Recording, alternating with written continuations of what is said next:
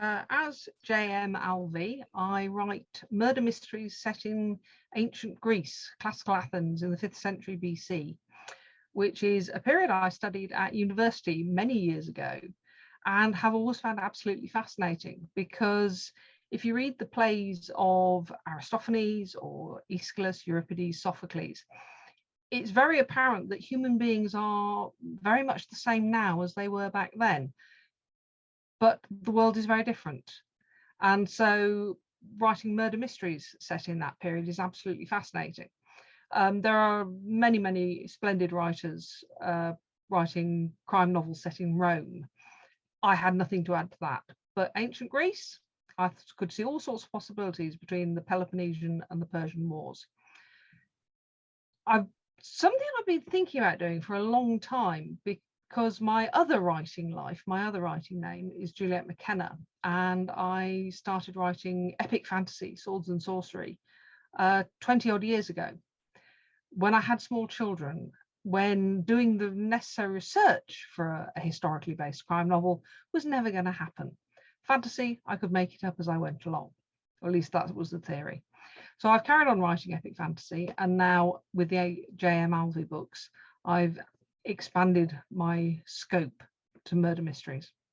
I learnt to read very young because my older brother was learning to read, and books have always been a tremendous part of my life. It's only relatively as an adult that I've become aware of the challenge that dyslexia poses for so many people, and how very hard and determinedly they work to get past that.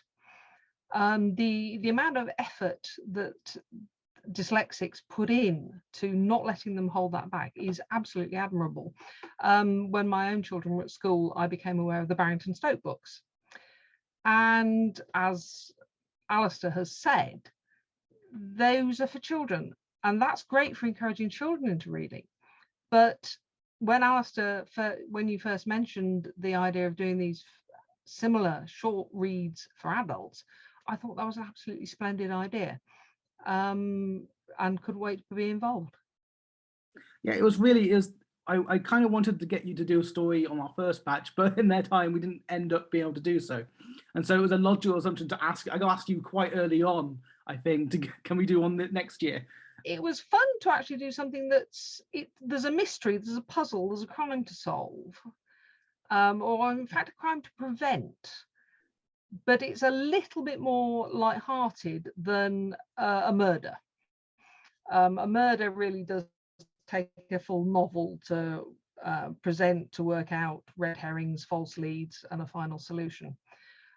So it was fun to pick up some of the threads from the 3 novels I've written so far, particularly with the relationship between Philocles, our hero, who is a playwright, or at least he wants to be a famous playwright. He earns his daily bread as a writer for hire: poems, eulogies, funeral orations, wedding speeches, legal letters, speeches for the law courts. And as such, he has dealings with the great and the good of Athenian society. And this means he has an established relationship with a very rich and wealthy man who is involved in politics, who has a son who has a tendency to get himself involved in trouble. And in this instance, the lad has got himself into some trouble, and he doesn't want to tell his father, so he comes looking to Philocles for some help. No, I've finished reading it. It's now ready for proof to send to people for review, and it's a great story. It feels much longer than it is, which is great. I had great fun writing it. You can feel it as you're reading it, that how much fun you've had. I have always told stories. As I say, I learned to read very young, and I've never not been fascinated by stories. When my brother and I, when we were at primary school, we were very little, we would just make up stories and tell my brother, which would be a mishmash of things I'd watched on the telly and the things I'd read at school and things I just made up myself. I actually don't know if he was always listening. He probably just fell asleep. And eventually you do reach a point where you end up starting to write them down. And in common with almost every writer, my early efforts were extremely derivative, not very original. And the first novel I sent round to agents and editors came back with either blank, "Thank you for your submission. We are not interested in pursuing it at this time, dear blank." Photocopied rejection slips, slightly on the skew because it had been through the photocopy about 1,000 times. And then I started to get rejection slips that said things like, "There's nothing to distinguish this from the 6 other perfectly competent fantasy novels that have crossed my desk this week." So that, I thought, okay, competent, that's good, but that's obviously not going to make the grade because competent isn't enough. So I started going to hear writers speak at library events and literary festivals, and listening closely to what they said. I went to hear agents and publishers speaking, editors.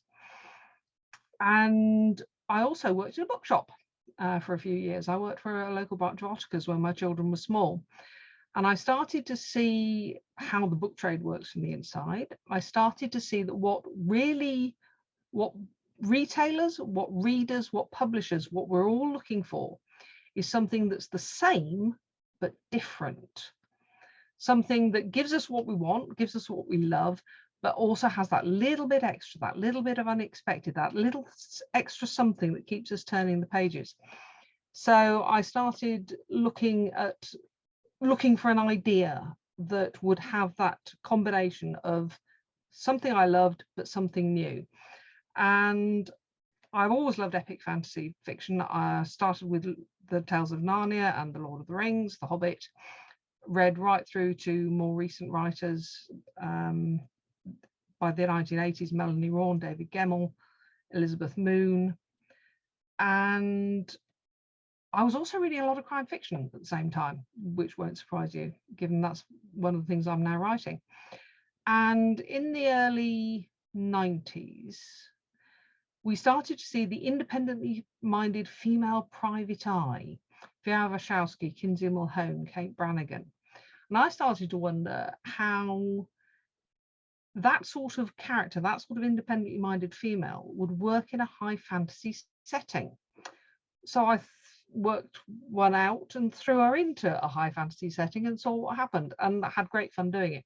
And ever since then, I've been looking at new angles on established ideas, trying to find something that's popular and looking at it from a new perspective, the same but different. And I have such fun doing it. I don't think I'm ever going to stop. I'll answer that.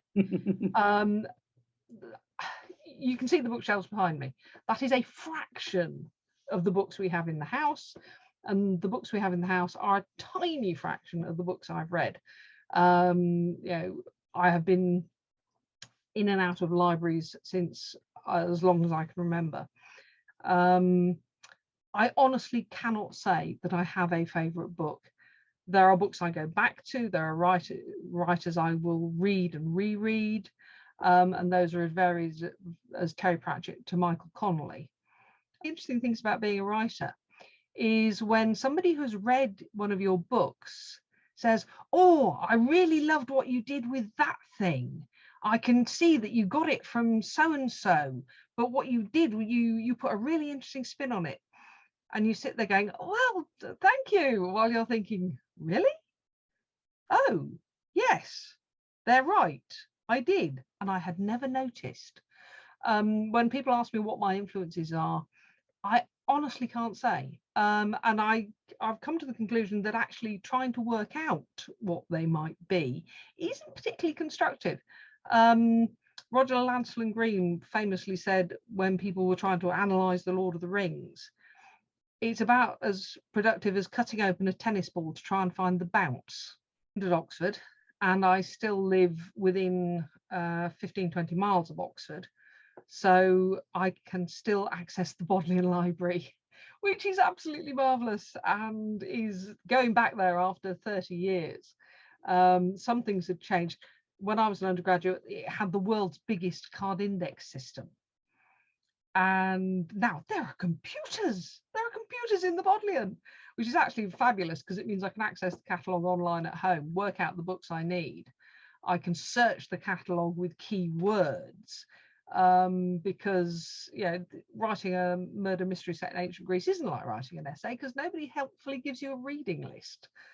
So if I need to find out what the latest thinking about how theatre masks were made, or what the drainage system in classical Athens was, being able to search an online catalogue using keyword searches is absolutely invaluable. Old adage of research shouldn't be too apparent in your story. Oh, yes. How do you work that out when you're writing? I think the fact that I've been writing for 20 or 25 years helps enormously, because in my early fantasy novels, there would be passages that I'd found out something absolutely fascinating and was determined to shoehorn it in. And when my husband was reading early drafts of a story, he would write in the margins, because that was when we were still doing everything on paper. This is boring. Why do I need to know it? And that was generally a signal that I had let my research enthusiasm get ahead of me. So that's something I have learned through experience. So I'm so pleased that you've joined us on this project. It's been for one, a pleasure to work with you on it. Thank you very much for joining us on the project, and thank you very much for having this lovely interview. You're entirely welcome. I'm delighted to be part of the project.